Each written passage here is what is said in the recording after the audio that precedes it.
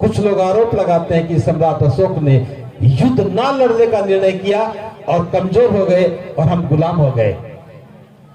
सम्राट अशोक ने अपने शासन की सारी शक्ति का उपयोग जन कल्याण के लिए किया था और जन कल्याण के साथ करने के साथ साथ सैनिकों को यह नहीं कहा कि आराम से बैठ जाओ, सैनिकों को यह नहीं कहा कि तुम हथियार छोड़ दो। इतना मजबूत शासन व्यवस्था थी कि सम्राट अशोक के बाद 60 पीढ़ियों तक भी किसी दूसरे आक्रांता ने आक्रमण करने की हिम्मत नहीं जुटाई।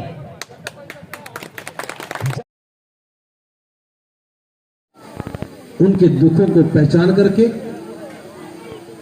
उनके जीवन को दुख से मुक्त करना और सुख का मार्ग प्रशस्त करना, जहां जहां दुनिया में लोग दुखों से मुक्त हो जाएं और सुख के मार्ग पर चलने लगे, तो बुद्ध का शासन है।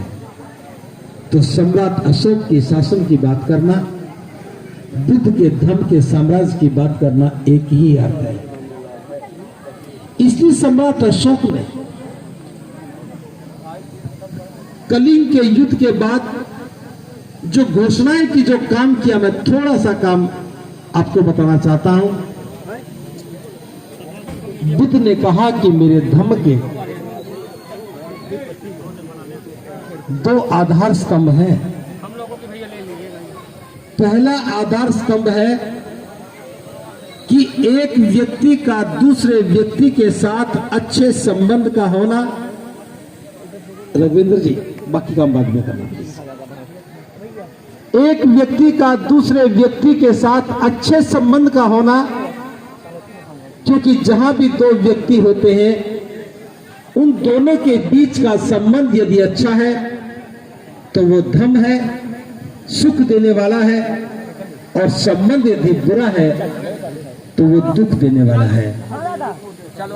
दुख देने का मार्ग बुद्ध का मार्ग नहीं है, सुख देने का मार्ग बुद्ध का मार्ग है। तो पहला आधार स्तंभ यही है कि 2 व्यक्तियों के बीच में अच्छा संबंध होना चाहिए। इसलिए सम्राट अशोक ने पूरे देश में भाईचारा बनाने की बात कही कि कोई किसी के साथ भेदभाव नहीं करेगा, कोई छोटा नहीं होगा, कोई बड़ा नहीं होगा। केवल राजमहल में एक जाति विशेष में पैदा होकर के कहे कि मैं ही पुरोहित बनूंगा, ये अमानवीय व्यवस्था थी। और सम्राट अशोक ने गुणों के आधार पर लोगों को अपने शासन प्रशासन में नियुक्त किया। भले ही कुछ लोगों को बुरा लगा, शासन व्यवस्था में भी समानता का भाव और समाज में भी समानता का भाव, एक भाईचारे की कामना के साथ, एक भाईचारा बनाने के साथ सम्राट अशोक ने शासन व्यवस्था की नींव रखी। कोई दुखी ना हो, कल्याण की भावना के साथ काम किया। यह बुद्ध के शासन का दूसरा आधार स्तंभ था। बुद्ध ने कहा कि मेरे धर्म का दूसरा आधार स्तंभ है कि दुनिया में दुख है, उन दुखों को जान करके उनसे मुक्त होने का मार्ग बताना और लोगों के जीवन को सुखी करना मेरे धर्म का दूसरा आधार स्तंभ है। तो सम्राट अशोक ने दुखों को जाना। उस समय आने जाने के लिए अच्छे मार्ग नहीं थे, राजमार्ग बनवाए। उस समय वाहन नहीं थे, लोग पैदल चलते थे। छायादार वृक्ष लगवाए ताकि गर्मी में व्यक्ति दुखी ना हो, थक जाए तो आराम कर ले। आज की तरह रास्तों में चाय की दुकानें नहीं होती थी। राह में चलने वाले लोगों को भूख भी लगती है, प्यास भी लगती है, तो फलदार वृक्ष लगवा दिए कि हर अवस्था में, हर सीजन में कोई न कोई फल भी रास्ते में लगा मिले। चलते चलते राहगीर को भूख लगे तो फल खा ले और प्यास लगे तो पानी पी ले, कुएं खुदवाए। आप राजस्थान में जाके देखना, मैं तो राजस्थान के पड़ोस में का रहने वाला हूं। बावड़ियां बनवाई। हो सकता है कि कुछ लोग बावड़ी को ना समझते हो। जैसे कुआं खोदा, पानी बहुत गहरा है, 300-400 मीटर नीचे पानी है, और कुआं खोदने के बाद उसमें सीढ़ियां लगवा दी ताकि जंगली जानवर भी उन सीढ़ियों के मार्फत नीचे जाए, पानी पी करके बाहर आ जाए। राहगीर भी नीचे जाए, पानी पी के आए। बचपन में मैंने भी बहुत सारी बावड़ियों में जा जा करके पानी पिया। उस सोच को देखिए, रेगिस्तान में जहां आज भी सरकार पानी की व्यवस्था नहीं कर पा रही, सम्राट अशोक ने उस समय पानी की व्यवस्था कर दी। ये शासन व्यवस्था का पहला सिद्धांत था कि नगर के लोग, उस शासन के लोग दुखी ना हो, और सभी के पास आजीविका के साधन के रूप में पशु होते थे। पशुओं से हल जोतते थे, पशु से ही बैलगाड़ी चलती थी, पशु का ही दूध पीते थे, लेकिन इलाज की कोई व्यवस्था नहीं थी। सम्राट अशोक का पहला शासन है जिसने पशु चिकित्सालयों का निर्माण करके पशुओं के दुखों को भी दूर करने का काम किया। यह बुद्ध के शासन का एक अगला पायदान था। देश में पढ़ाया नहीं गया, लेकिन सम्राट अशोक ने किया, और हमने इतना सोच करके फलदार पेड़ लगाए। किसने लगाए? सम्राट अशोक ने यह नहीं देखा कि राहगीर कौन होगा, किस जाति का होगा। राहगीर होगा मेरे देश का होगा, मेरे शासन का व्यक्ति होगा। अगर अपने मुकाम की ओर जा रहा है तो भूखा नहीं रहना चाहिए। प्रकृति को आधार बना करके सुखों की एक सौगात सम्राट अशोक ने हमें दे दी। कुछ लोग आरोप लगाते हैं कि सम्राट अशोक ने युद्ध ना लड़ने का निर्णय किया और कमजोर हो गए और हम गुलाम हो गए। सम्राट अशोक ने अपने शासन की सारी शक्ति का उपयोग जन कल्याण के लिए किया था, और जन कल्याण के साथ करने के साथ साथ सैनिकों को यह नहीं कहा कि आराम से बैठ जाओ, सैनिकों को यह नहीं कहा कि तुम हथियार छोड़ दो। इतना मजबूत शासन व्यवस्था थी कि सम्राट अशोक के बाद 60 पीढ़ियों तक भी किसी दूसरे आक्रांता ने आक्रमण करने की हिम्मत नहीं जुटाई। जब तक मौर्य साम्राज्य का शासन रहा, हमारी 10 पीढ़ियों तक किसी ने हिम्मत नहीं की कोई युद्ध कर सके। बृहदर्थ की हत्या करने वाले छल कपटी लोग जब शासन व्यवस्था में आए, उनकी शासन व्यवस्था के कारण देश गुलाम बना। हमें गलत पढ़ाया गया, गलत समझाया गया, इसलिए हम उन बातों को मान लेते हैं। जब तक मौर्यों का शासन था, बौद्धों का शासन था, कोई भी बौद्ध शासक इस देश में रहा, किसी भी विदेशी आक्रांता ने देश पर आक्रमण करने की हिम्मत नहीं की, क्योंकि बौद्धों की शासन व्यवस्था में प्रत्येक व्यक्ति शासन की सुरक्षा के साथ काम करता है। और यह भाईचारा केवल सामाजिक सुरक्षा के लिए नहीं है, यह भाईचारा देश की सुरक्षा के लिए भी काम आता है। जब देश के लोग आपस में प्रेम करने लगे, कोई छोटा बड़ा ना हो, कोई भेदभाव ना हो, तो क्या किसी की हिम्मत हो सकती है कि आक्रमण कर सके? लेकिन एक ही गांव में जब लोग गुटों में बट जाएं, वो छोटी जाति का है, वो बड़ी जाति का है, वो मेरी जाति का, वो तेरी जाति का है, और जातियों में होने के कारण भेदभाव करने लगे, कोई किसी का शोषण करे, कोई किसी से नफरत करे, कोई किसी से द्वेष करे। जब भाईचारा खतरे में पड़ जाता है, भाईचारे में द्वेष पैदा हो जाता है, छोटे बड़े की भावना हो जाती है, तब समाज भी कमजोर बनता है और राष्ट्र भी कमजोर बनता है। इस देश में जिसने जाति व्यवस्था को पैदा किया, जिसने जाति व्यवस्था का पोषण किया, वो गुनाहगार है इस देश को तोड़ने के लिए। हम गुनाहगार नहीं हैं। अब ये बात अगर हम दम से कहने लगे कि बुद्ध के धर्म में कोई छोटा और बड़ा नहीं है, बुद्ध के धर्म में कोई भेदभाव नहीं है, बुद्ध का धर्म तो करुणा और मैत्री का धर्म है। करुणा मैत्री का मतलब ये नहीं है कि हम हाथ पीछे करके खड़े हो जाएं और दुश्मन हम पर आक्रमण करता रहे। शांति मजबूती से ही कायम रहती है। अगर मजबूत नहीं है तो शांति की कामना नहीं की जा सकती।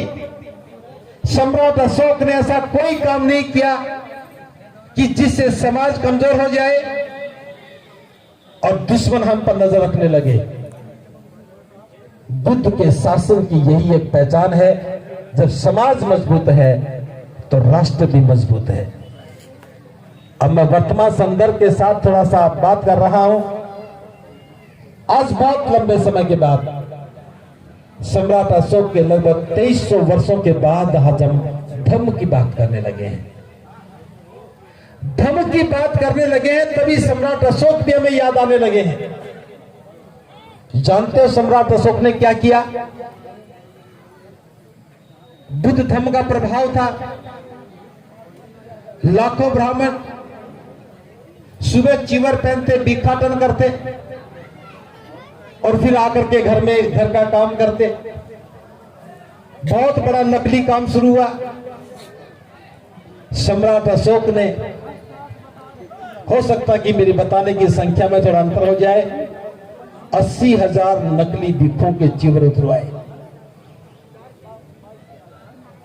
धम्म में से गंदगी को साफ किया। ये वही लोग थे जो ईश्वर के नाम पर खाते हैं, जो ईश्वर का डर दिखाते थे, अब वो बुद्ध के नाम से खाने लगे। लेकिन सम्राट अशोक को कोई भी कर्म कांड मंजूर नहीं था और न ही ऐसे लोग मंजूर थे जो धर्म की मर्यादा के प्रतिकूल काम करें। अभी हमारे सम्मानित वक्ता जी ने थोड़ा सा जिक्र कर दिया तर्क की बात करके। आप लोगों ने भी खूब तालियां बजाई। मुझे तो समझ में यह नहीं आता कि ताली बजाने वाले का मकसद क्या होता है। मैंने चिवर पहना, भिक्षु बना, कोई गुनाह हो गया क्या? कोई व्यक्ति बुढ़ापे की अवस्था में भिक्षु बन गया। मेरे दाएं बाएं में सारे बुजुर्ग भिक्षु बैठे हैं, मैं नहीं जानता कि कौन कब बना। और बुढ़ापे की अवस्था में जब देश में कोई बुद्ध को मानने वाला नहीं है, बौद्ध धर्म को जानने वाला नहीं है, अगर उस परिस्थिति में कोई भिक्षु बनकर के संघर्ष करने लगा, अपने प्रियजनों का साथ छोड़ा, परिवार की सुख समृद्धि को छोड़ा, बाहर आ गए, हो सकता है कि वो कुछ ना जानते हो सकता है ठीक से चल ना पाते हो सकता है ठीक से खाना ना खा पाते हो। क्या ये गुनाह हो गया? ताली बजाओ भाई। क्या एक गुनाह हो गया? और जो व्यक्ति बहुत पढ़ा लिखा है, समझदार है, प्रोफेसर है, डॉक्टर है, इंजीनियर है, सब जानता है, बुद्ध को भी जानता है, बाबा साहब को भी जानता है, सम्राट अशोक को भी जानता है और मेरे से भी ज्यादा लंबे लंबे भाषण देता है और भिक्षु नहीं बनता है, उस पर ताली कौन बजाए? कौन भिक्षु बनेगा? समझदार को भिक्षु बनना चाहिए, ना समझ को भिक्षु बनना चाहिए। लेकिन समझदार तो भाषण देता है और ना समझदार भिक्षु बन जाता है। तर्क की बात कहां से आएगी? एक बार की घटना थोड़ा बता रहा हूं मैं आप लोगों को, क्योंकि विषाक्त वातावरण समाज में नहीं होना चाहिए। मैं मानता हूं कि भिक्षु योग्य नहीं होंगे, लेकिन इतनी योग्यता कम है कि चिवर पहनकर दिख जाए, एक भिक्षु चलता हुआ दिख जाए। जरूरी है कि भिक्षु ज्ञानवान होना चाहिए, लेकिन छोटी सी घटना का जिक्र कर रहा हूं।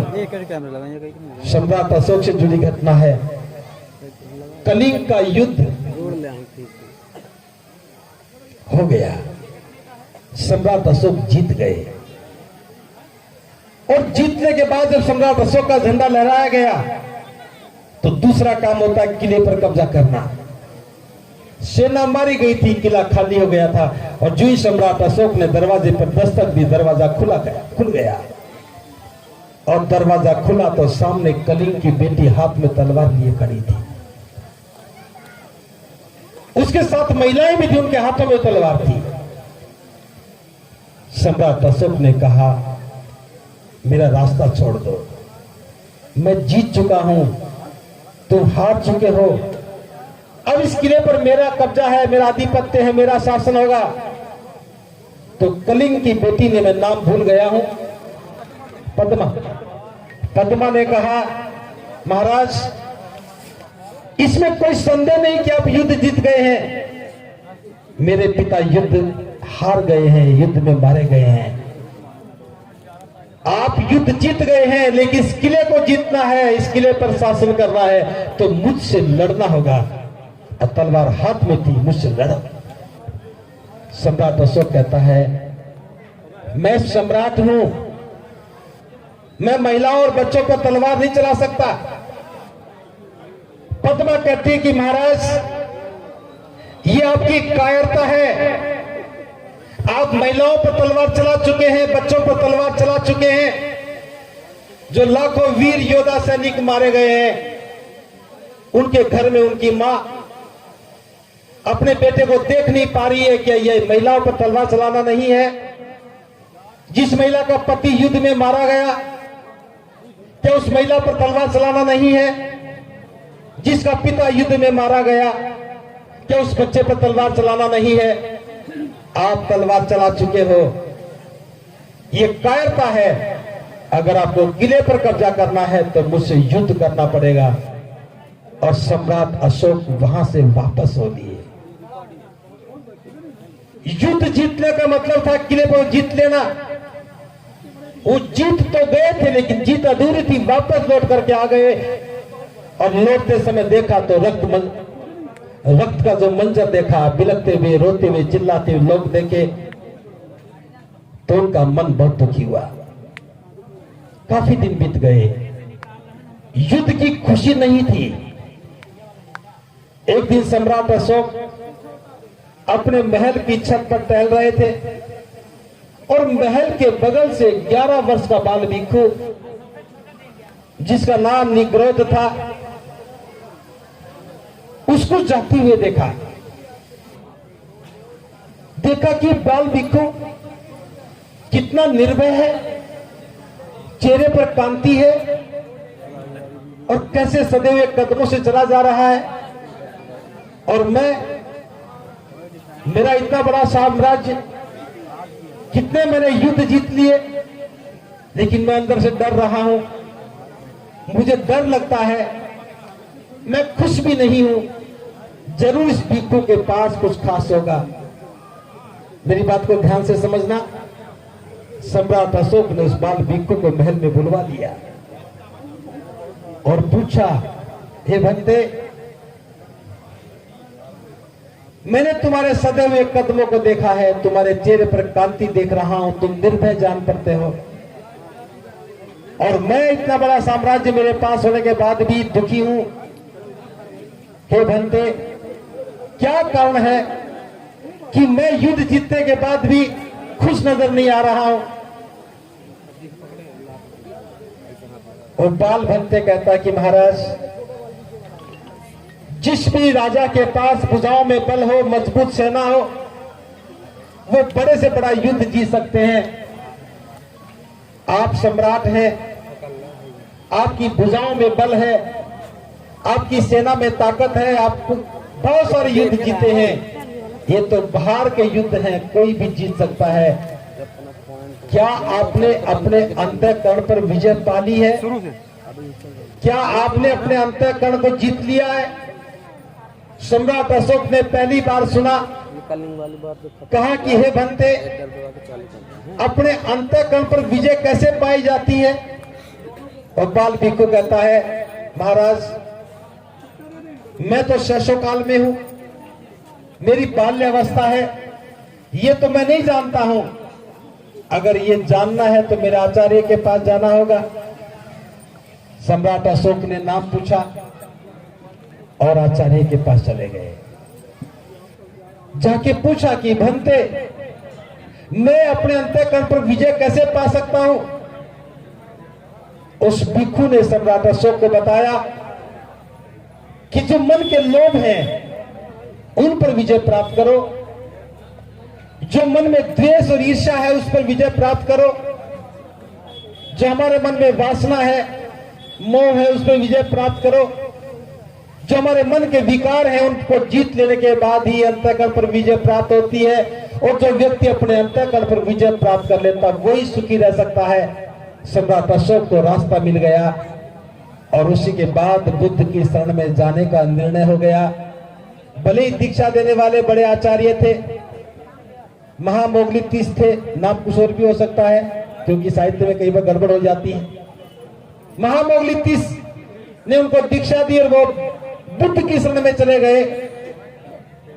लेकिन बुद्ध तक पहुंचाने में सबसे बड़ी भूमिका किसकी थी? उस 11 वर्षीय बाल भिक्षु निग्रोध की भूमिका थी। मैं इसलिए बता रहा हूं, भिक्षु के शरीर पर चीवर देख करके, चेहरे की आभा को देख करके, चलने के ढंग को देख करके एक सम्राट इतना बड़ा निर्णय ले लेता है। अगर कोई भिक्षु बुजुर्ग है, बोलता भी कुछ नहीं है, उनको देख करके क्या कोई रूपांतरित नहीं हो सकता? संभावना है एक भिक्षु को देख करके दूसरा भिक्षु बनने की। बस मेरा इतना अनुरोध है, जब तक आप भिक्षु नहीं बन सको, किसी भिक्षु को मंच पर खड़े होकर के लांछित करने की आवश्यकता नहीं है। अगर कोई भिक्षु गलत कर रहा हो तो चुपचाप बैठ करके समझाने के लिए आप स्वतंत्र हैं, कोई बुरी बात नहीं है। कोई भिक्षु गलत करता हो तो रोकना भी चाहिए और टोकना भी चाहिए, लेकिन खुले मंच पर यह कह करके हम जैसे लोगों को भी शर्मसार होना पड़ता है। मैं तो बहुत बार सोचता हूं, भिक्षु क्यों बना? भिक्षु नहीं बनता तो स्वतंत्रता होती। 4 दिन चीवर पहन करके साथ चल करके देखना, उसके बाद किसी को आरोपित करके देखना। इसलिए भिक्षु अच्छा है या बुरा है, सवाल ये नहीं है समाज कैसा है। अगर आप बुरे हैं तो आपको बुरे भिक्षु ही भिक्षु मिलेंगे, बुरे मिलेंगे सारे सारे। अगर आप अच्छे हैं तो एक भी बुरा भिक्षु आपके बीच में ठहर नहीं सकता। आप ईमानदार हैं तो कोई भिक्षु बेईमान आपके बीच में नहीं आ सकता। अगर आप विद्वान हैं तो ना समझ भिक्षु आपके बीच में नहीं ठहर सकता।